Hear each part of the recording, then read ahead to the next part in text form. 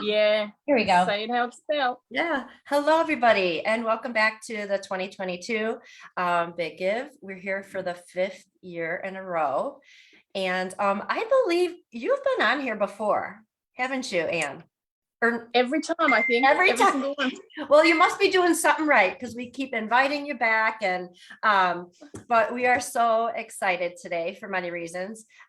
So our theme for this year is Duke 15Q. It doesn't come with a manual, but it comes with a family that never gives up. And here we go, right in front of us, Anne. So Anne, your daughter Evie is, I know you're 9 and 11. 11, sorry, is 11. So let's start off and tell us like what she's up to. Anything new and exciting, any kind of milestones happening? How is she doing? She's definitely developing. She's definitely a preteen. Yes. Here she, Evie, come here. Wait. Here she is here. Hi. And now she's gonna run away. Oh my gosh, she's so cute. Her eyes. Oh my gosh. So yeah, she's definitely a preteen. We are extremely lucky with seizures. We get, I think the last ones were a month ago. Nice. So we've only been having 2 a month, but hers are more in her sleep. So she'll be asleep, she'll wake up and go straight into a tonic-clonic. We've been lucky enough that they haven't been very long ones, so 1 minute to 2 minutes. There's only been one that's been sort of 20 minutes, so we're pretty lucky there. She's got a favorite pillow. Aww. Yeah, so she's pretty good at the moment. Her concentration is getting much better. She is really cute. She's like, who's interrupting this? I was sleeping in this morning. Thanks for joining us, honey. She likes the camera when she can see herself. She's a Leo, so she loves it. Yeah, so yeah, developing all good. Her concentration's getting really good. Going to the bathroom's getting pretty good now. Like we're still in nappies, but we're still putting her on the toilet. She's waking up dry some mornings and going on the toilet. And, it's a win. So yeah, it's actually pretty good. School's reporting that she's doing really well and her concentration's good. And she has 2 carers that take her after school a couple of nights a week to help us out, and they're really good with her too. So yeah, she's actually really good at the moment. Touch wood. I'm just going to touch wood over here. I know, right? She's doing really good. And I'm curious about the diagnosis. You may have told the community this before, but I'm curious. You know, we sometimes take for granted wherever we live in the healthcare systems being the same. When you guys were diagnosed, was she, how old was she when you guys were diagnosed? When she was diagnosed? She was 8 months old, so she started off with seizures. So she had seizures. But before that, I was like, there's something going on with this kid, and everyone was like just dismissing it and whatever. She wouldn't turn, and she had a flat spot on her head, and I was doing everything I could to try and turn it and even it out and whatever. It's still there, the flat spot. I got no help at all with that. And then yeah, she had her first seizure about 7 or 8 months old, so it was down the journey of, and like we did all these tests, you know, like lumbar punctures, MRIs, CTs, everything, and all we needed was a blood test, really. Right. That's what I was going to say. At the end of the day. Yeah. Wow. And is her sister older than younger than her? She's younger. She's younger. Okay. Yeah. And sorry, go ahead, Karen. No, you go ahead, Amber. No, how are they, do they interact, or how is that relationship? They don't like play together as such. Jordan is more of a carer than a sister, I would say. And we've got this great program in Australia called Little Dreamers. So Jordan is a part of that. So it's all siblings of kids with a disability. So she gets to go on camps and things like that because they recognise that these kids actually are carers at a young age. You don't think they are, but they are, because, you know, Evie's had a poo explosion and I'm asking her to come and help me clean up or help me do something like that. and a regular child wouldn't have to do that. Yeah. Yeah. So they are carers at a young age. Yeah. So yeah, they don't really play together, but sometimes Jordan will do things on the iPad with Evie, or they'll share some food so I can get something done, something like that. Now Evie wants her morning banana. Yeah, we're forgetting that you're in Australia, so it's 9 a.m. there. We're ending our day here. So, and like a good mom, she's not. You notice that Anne's not missing a beat. She's like, I got know. this. I'm like, I'm on a video call. I got this. I'm getting the banana. I got this. And I'm curious. One thing that the team has said is that you have a knack for self-care. And Ember has even said, like, I see her working out. I see her do this. Why? I mean, I'm going to ask the dumbest obvious question, but why is self-care so important to you personally? And what got you into that? Like, I've got to get in this. I know. I want to know, because I want what she has. Yeah. So personally for me, if I didn't do self-care, I think my whole family would be dead. I probably would have murdered them. Honest truth, my mental health was off the charts. I wasn't coping.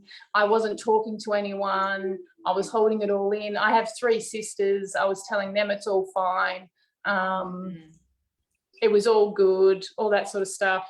And I'd got to a point in my body, and I think it's almost like a bit of a midlife crisis as well. Like I turned 40 last year, and it's like a little bit of a midlife crisis. You're like, you've come to this point in your life and this isn't where you thought you'd be, and all that sort of stuff. So I got a point with my body where I wasn't happy with it, and my mental health. I'm not great at talking to people. So I ended up doing the gym, and I went at 4:30 in the morning, and I'd go before the day started, sort of thing. And I was doing really, really well with it, like really well. And then lockdowns came and it stopped, and I lost all my mojo, and it went all south. And then I actually found a lady that's in America. She's in Phoenix, that does online bar classes. So I joined with her. And then my beautiful husband made me my own little studio area. I have a bar in there. So I have workout. I thought you were going somewhere. Husband's partner. No. I want you all just to know, any person watching this, the way to get your spouse in shape, build them their own room. This will make them happy. We're all a little envious now. He has his own shed, and I'm like, you've got your own space, you've got your own shed. Evie's got a playroom. Jordan's got a bedroom and a playroom, like 2 playrooms. I've got nothing. Now, and that's how that went in my head. In my head, you just showed up one day out of the blue, and there's this beautiful room for you. Never. No, God, no. And here's the question though: do you ever say you're going to that room and you don't work out? Well, you will now. No, actually. Wow, you're up to 3 workouts a day, honey. Wow, I'm so proud of you. No. Well, I'm also, it's a multi-purpose room. So I have a little area for my gym work. And then I also am a soap maker. I make soap. So that's another area. And then I have another area for my crafts. So I have like 3 sections. It's kind of my happy place. I can just go in there. I've got a beautiful picture up on the wall of myself and my best friend from years ago. I've got Believe written on the walls. Jordan's gone in there with paint and painted pictures on there. So it's my little haven. I know it's not completely achievable for everybody. We're very lucky. We live on acreage and we have heaps of land around us. That's my little, and if I didn't do that, I don't know where we'd be now. Well, I just think I really appreciate you pulled that back full circle, because I think what you're saying is exactly the key to this, is that self-care piece is so, so, so important, because I think so many moms are, we were talking with a mom earlier today who's getting her, going back to college and taking care of her duper who's having seizures, and you've got to, and we didn't talk about self-care. She may be doing an awesome job of this, but we've got to all take that time to have that self-care. And so thank you for circling that back on like, that is so important. And that's why we've started these connection groups even more so this year, is because not because we're doing anything different with research. Like we're not going, oh, we're now going to be more programs and less research. We just know the importance of both, that we've got to make sure this community is caring for one another in a more regular basis, because the conference means so much to people that we've got to have this self-care. And sometimes that's listening, and sometimes it's talking, and sometimes it's crying, sometimes it's laughing. And so thank you for bringing that full circle on why that's so important to have that time, and whether it's working out or therapy or both, or support. I'm curious too, to switch gears for a second, talk about the community, your own dupe community in Australia, and kind of paint the picture for people watching who may be on the stateside on kind of, you know, what you're seeing as the contrast. So in Australia, it's really hard to tell how many we've got. We don't have a database or anything like that. But our system is completely different to yours. We have what's called the NDIS, the National Disability Insurance Scheme. So everybody with a disability gets a certain amount of money that they can spend on their therapies and aids and things like that. So from that perspective, our community doesn't really need our support for that. They have that. It's more of support person to person. We have tried in the past to have gatherings, and they haven't been overly successful. People been busy or whatever. And then of course with COVID the last couple of years, we haven't been able to do anything at all. We're hoping to ramp back up and do something else, but at the moment we're all divided. Like Australia is a huge country. People don't think it's that big, but it really is. One of the ladies that wants to do a catch up, it's a 10-hour drive.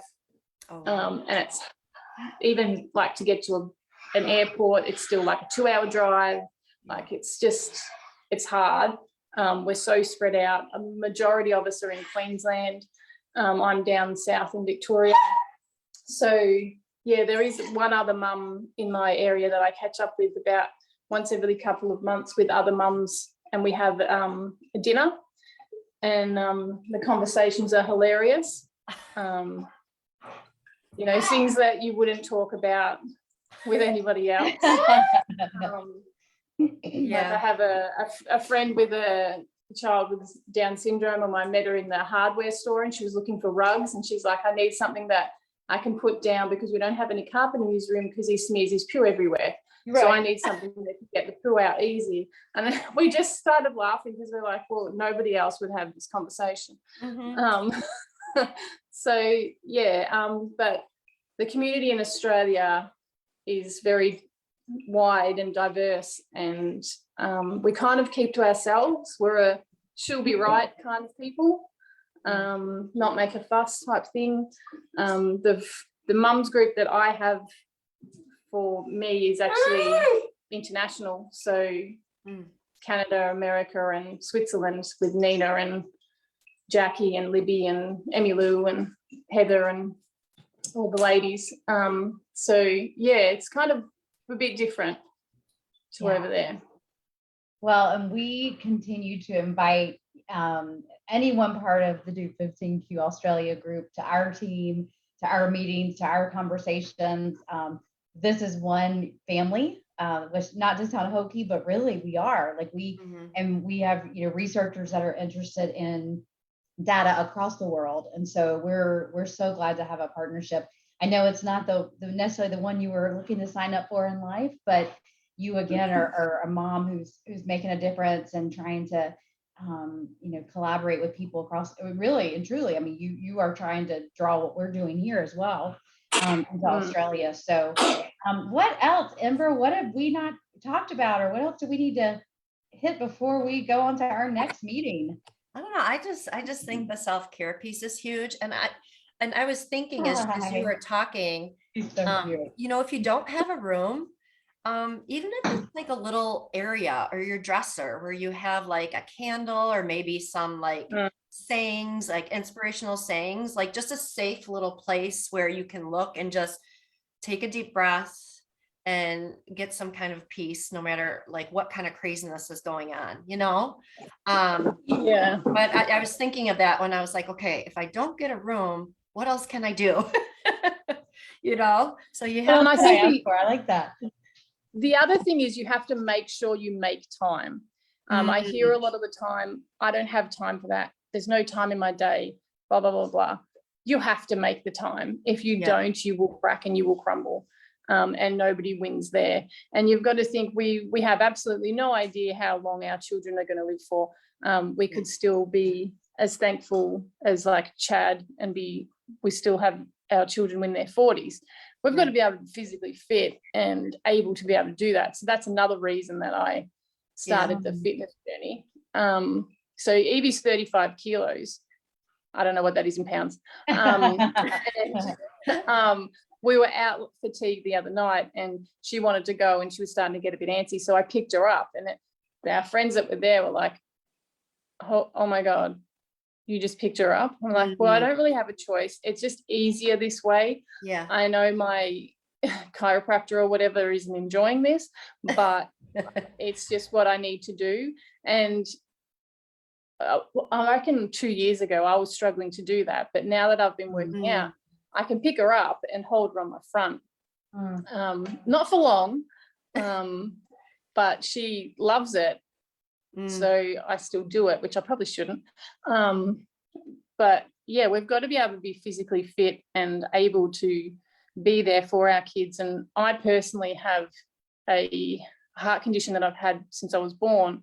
So if I don't look after myself, things will go south quick. So yeah. Well, and going back to your other point of your own mental health is so important, and being able to be patient and to have, kindness when the days are hard. And I think all that plays in so much. Well, Anne, thank you for joining us early in the morning in Australia. We're so grateful and like, let's go ahead and put you on the schedule for next year. It sounds like you're just our regular you're our regular international. You're already booked, whether you like it or not. That's right. That's right. Next year, she's gonna be like pushing Evie hey, well, we should break next year and do some workouts during this because we've been sitting all day under. Right? Maybe Anne can lead a bar class. That's exactly what we'll do, a bar class. I reckon Naka tapped out because usually every year I make her cry.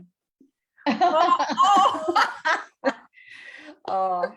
Thank you for sharing Evie with us too. She is adorable. Thanks, oh my gosh, you're right. She's super cute. And for those who are watching, we are going to be back, and I think we're gonna jump on for a quick 3-minute announcement, and then we're gonna have Shefali Jess Day, which we know you all aren't going to want to miss. And I'm being joined by my kiddo. He's getting tucked into bedtime. He's like, Mom, how much longer? Oh, it's been 25 hours, honey. Well, have a great day. You're doing good, ladies. Thank you, Anne. Thank you. Thanks, guys. everybody, for watching. Bye, Evie. See you at conference, hopefully. Evie.